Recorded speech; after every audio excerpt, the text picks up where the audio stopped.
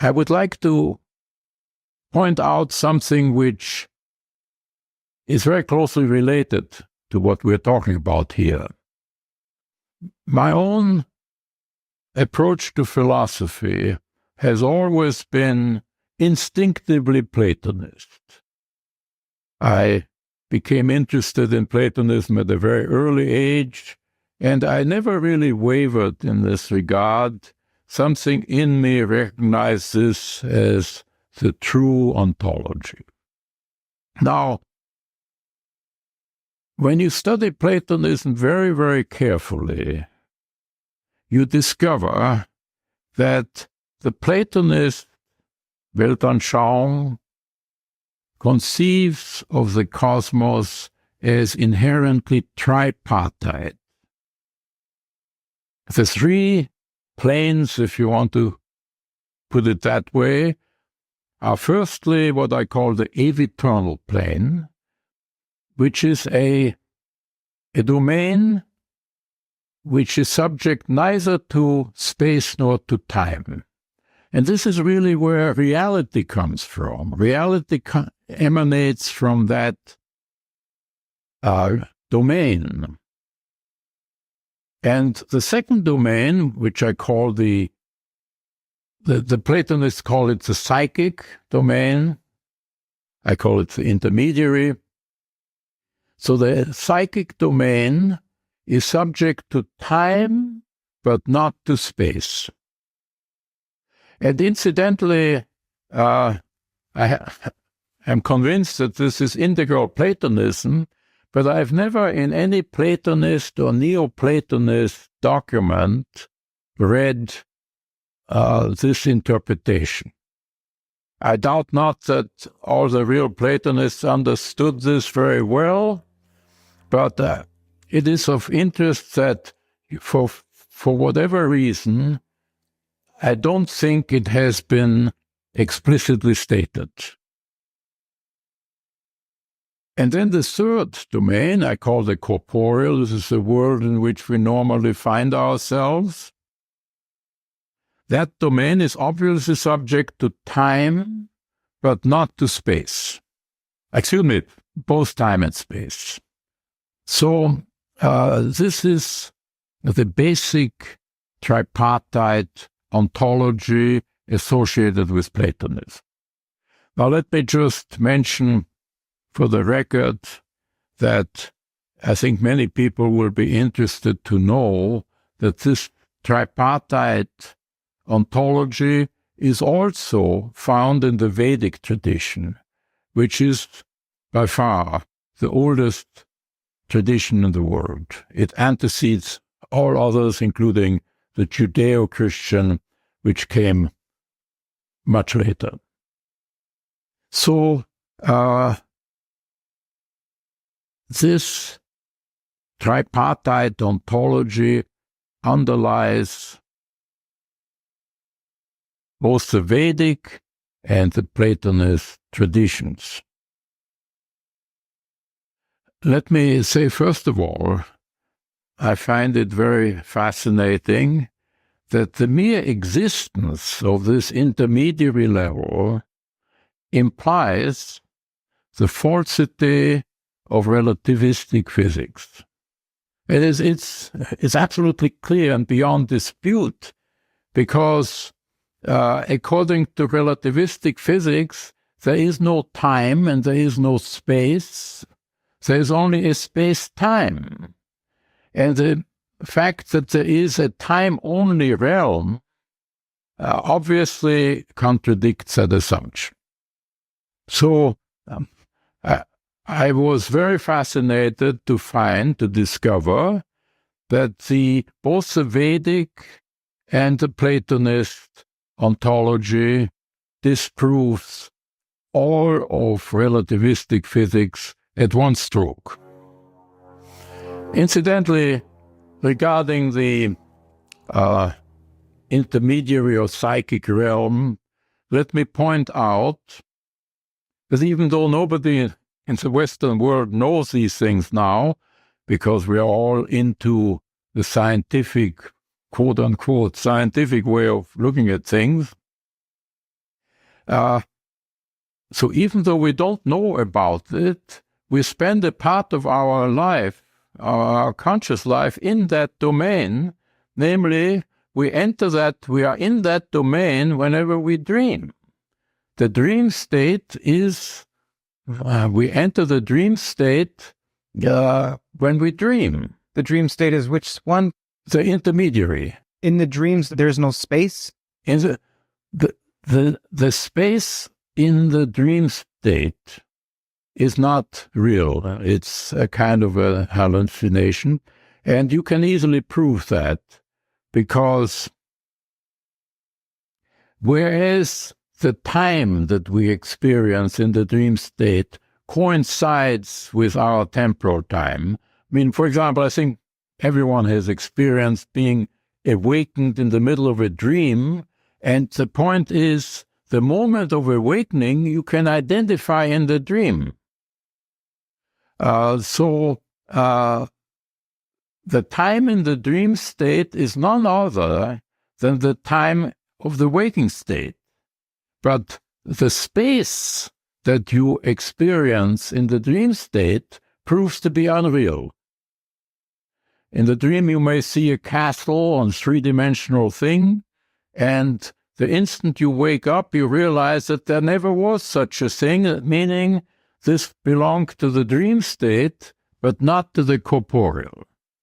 So there's a rigorous, precise, ontological distinction between the three states. You may say, well, what about the eternal state? It is true that we normally do not experience that. We do not experience it in the waking state. We do not experience it in the dream state. And this is exactly where these yogic traditions enter the picture. In other words, to enter the eternal state is not given to the ordinary human being. It is something that can be acquired, but at a great cost. As everyone that has any acquaintance with these domains knows very well, it is after a lifetime of endeavor, under the guidance of someone who has himself received that from a master. If you're lucky, you can do that. It's a great achievement. And it turns out that this has not only been always the chief goal, as it were, in the Vedic tradition, but the same is true in the Platonist. And let me mention that this is something I did not know until very, very recently, when I came across some writings by a 18th century British Platonist known as Thomas Taylor, who, for some unknowable reason, strikes me as a perfect insider of the Platonist tradition.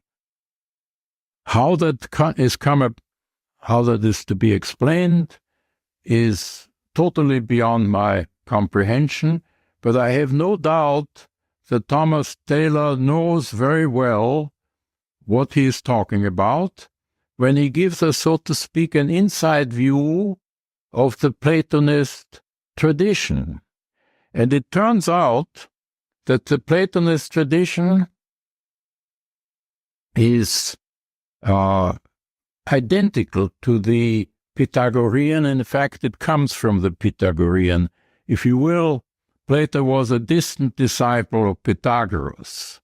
And now what we learn from Thomas Taylor is that Pythagoras, as a young man, traveled to Egypt and actually became a disciple of an Egyptian master. And Thomas Taylor, where he gets his information from, I don't know. Undoubtedly, there are sources. But what I recognized immediately is that from the description that Thomas Taylor gives us of the life of these disciples, when I read this, I said to myself, my God, this is what I witnessed when 50 years ago I traveled in India and lived amongst real sadhus. That's how they live. So this explains the correspondence between the Pythagorean Platonist tradition on the one side and the Vedic on the other. In a sense, they are the same tradition. However, there is a very decisive feature of the Pythagorean Platonist tradition, which, so far as I know, simply does not exist in the Vedic. What is that? It is the role of geometry. Geometry in the hands of the Pythagoreans and Platonists was an instrument which enabled the practicing yogi to ascend from the psychic to the aveternal plane. And conceptually, we can see how this is possible, because geometry as a subject studied in our schools, for example, pertains to the psychic realm. It's the realm of thought, of consciousness. But the truth of geometry, what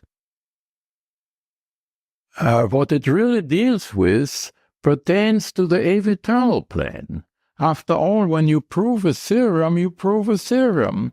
And the theorem is something that is eternal.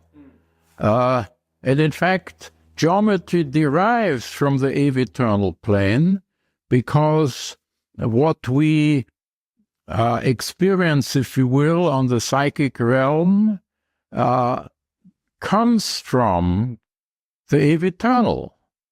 If there were not any aveternal geometry, there could be no geometry as we understand it.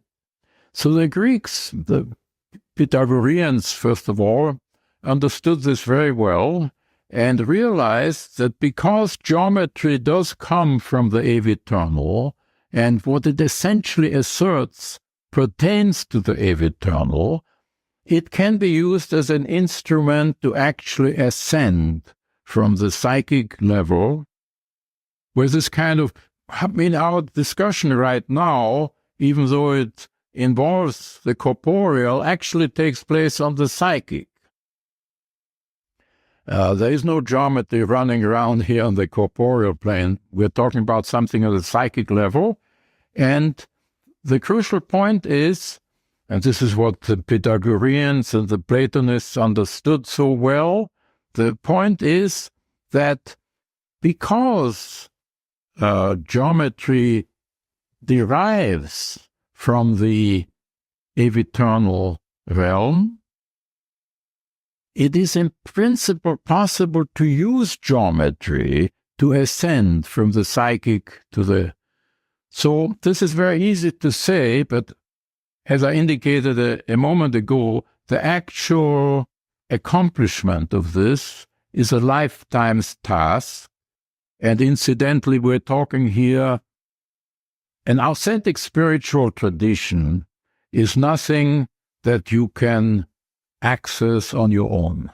If you enjoyed this toe clipping, then the full video is linked in the description. You should also sign up for Toe Mail, which is again in the description and the pinned comment. You'll receive immediate access to all exclusive updates from the Theories of Everything podcast. It also helps me communicate directly with the core toe community. You'll also receive my top 10 toes. Think of it as the intellectual version of Quentin Tarantino's Obsession.